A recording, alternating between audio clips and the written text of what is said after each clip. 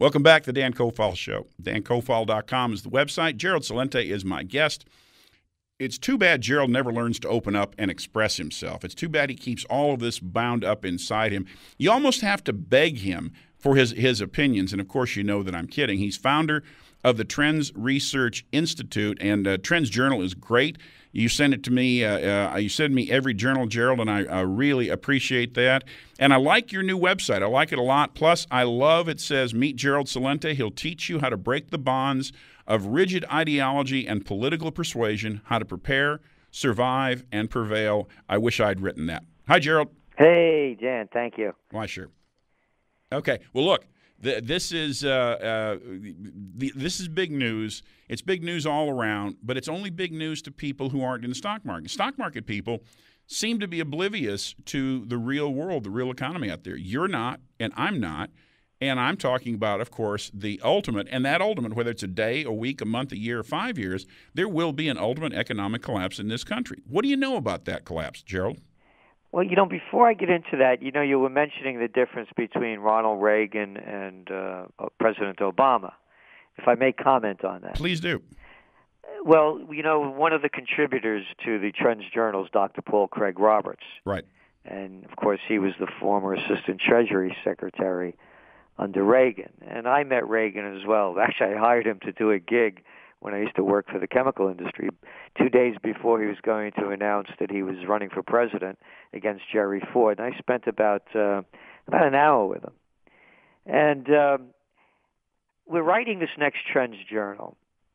And one of the stories is going to be, don't blame Obamacare. Blame I don't care. Mm-hmm. And this goes back into President Obama chewing gum. And we're making the point in so many different levels, look what society has become.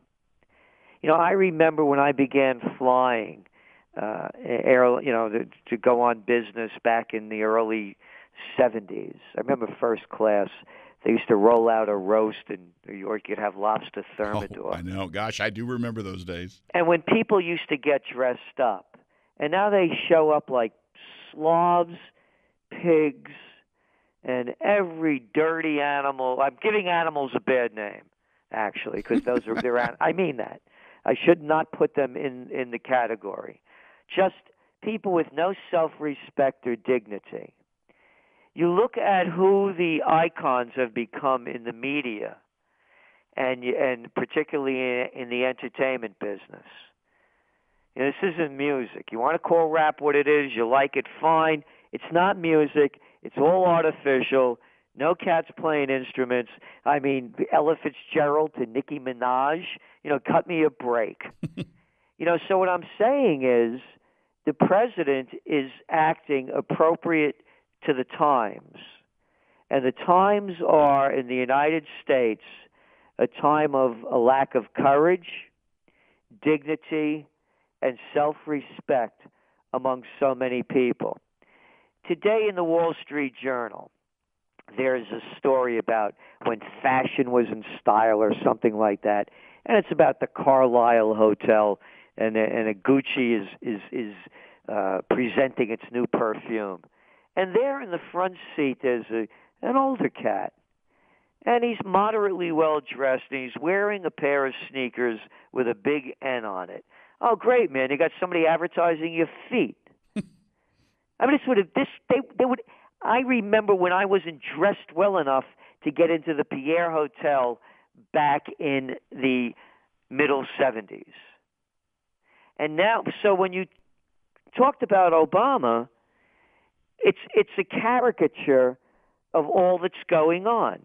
Folks, you know how tired I am of this guy calling us folks? Yep. And stuff. We got some stuff.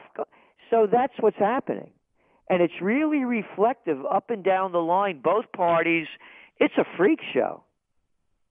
No respect. Certainly no respect for the office, and that is not a natural evolution. George Bush, say what you will about George Bush, he had respect for the office. Again, it's a decline of society to me across the board. Look at the obesity levels in this country. And it is a big story today. California, they want to pass a tax on soft drinks. I mean, come on. The only people that make money off that is the state. I mean, you want to drink this crap, keep drinking it, knock yourself out. That's what you want to become it. But I'm saying, Dan, it's a bigger issue than this.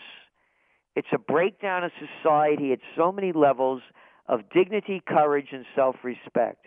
And it shows throughout, as we see it as trend forecasters.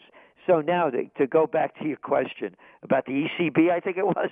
Yeah, by the way, let me mention one thing about Paul Craig Roberts. He had a great article just a couple of days ago about nuclear war and the probability of a preemptive nuclear war. Did you happen to see that article that he did? I did. I read that, and because I have great respect for Paul Craig Roberts. He is a good contributor of yours, and I've read his work for years. Preemptive nuclear war, not preemptive by Russia, not preemptive by China, preemptive by the U.S. against Russia and China. And his conclusion is that it's in the works and we're less than a year away from it. And I like this guy. It's hard for me to just take that as a bombastic piece. As I wrote in this last TrendsJournal when we wrote about Ukraine and had it all laid out, we could do so much in one issue on it, and that if anybody really wants to follow this closely, go to paulcraigroberts.org. And I will say this, that there is no one that I respect more for his knowledge of geopolitics and economics than Dr. Paul Craig Roberts.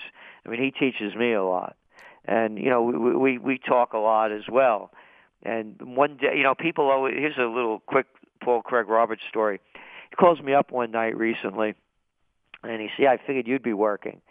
And we start talking, and I said, Craig, I'm looking at the New York Times over here, and they have Obama and his national security team. I said, I can't say the word that I said what these people look like. And I said, is there something else going on behind the scenes, or are these the people actually making the decisions?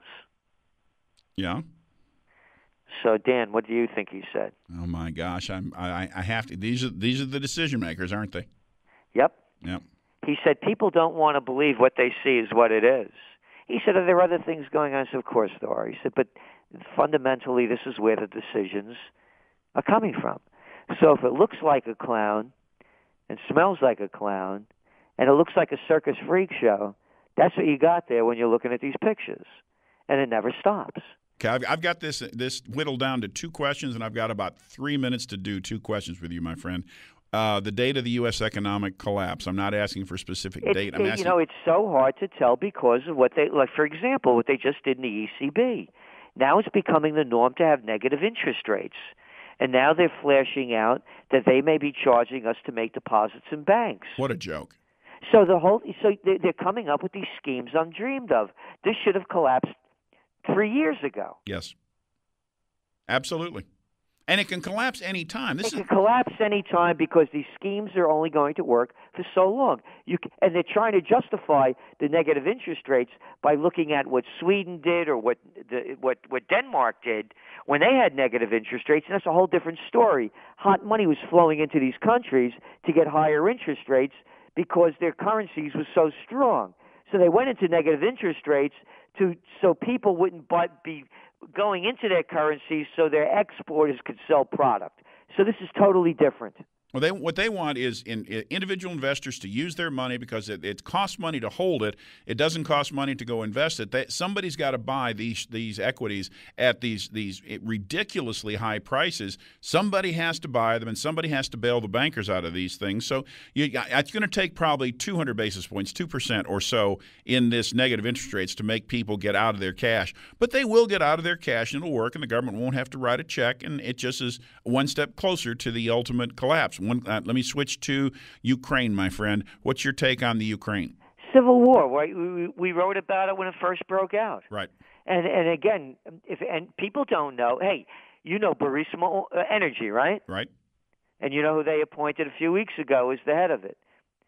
Hunter Biden as on the board of directors, not the head of it.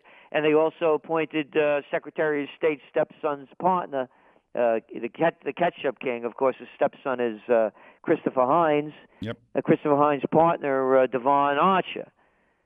So, I mean, that's what this thing is about. And now that we have and Americans don't even talk about it. I mention that Because suppose it was Putin or Medvedev's kid or a partner of investing in or being put on the board of directors of Burisma Energy in Ukraine, the Western press would be screaming about it.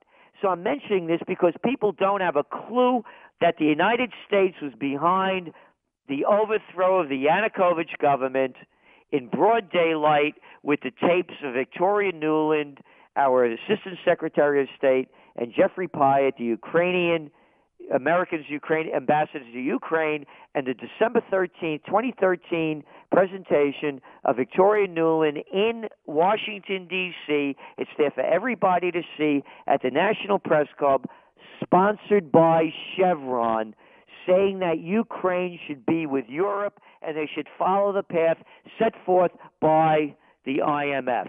And these aren't communist plans. These aren't socialist plans. This is pure fascism with a little bit of communism thrown in for all the masses down below. But this is truly a marriage between corporate and state. This is Germany in the 30s and the 40s. It seems to me like it is a remake. Yeah, and they're robbing us of all our rights, always under the guise that, well, it's within the law. Hey, and you nailed it, man. Everything Hitler did was legal. Yep, that's exactly right. He knew that he couldn't force the people. He knew that the people had to ask him for it, that they had to vote for it, and then he had their blessing. Gerald, I'm way late on this segment, man. I love having you. I'd love to have you back as soon as I can get you. I hope that is very, very soon. Let me tell people where they can go get your publications. It's at TrendsResearch.com, TrendsResearch.com, and also Gerald Celente, CELENTE.com. And the publication is Trends Research Journal, and I wait for it every month to come in. I absolutely love it. Gerald, I wish I had more time for you, my friend. Next time. Thank you so much. All the best. Keep up the great work. God bless.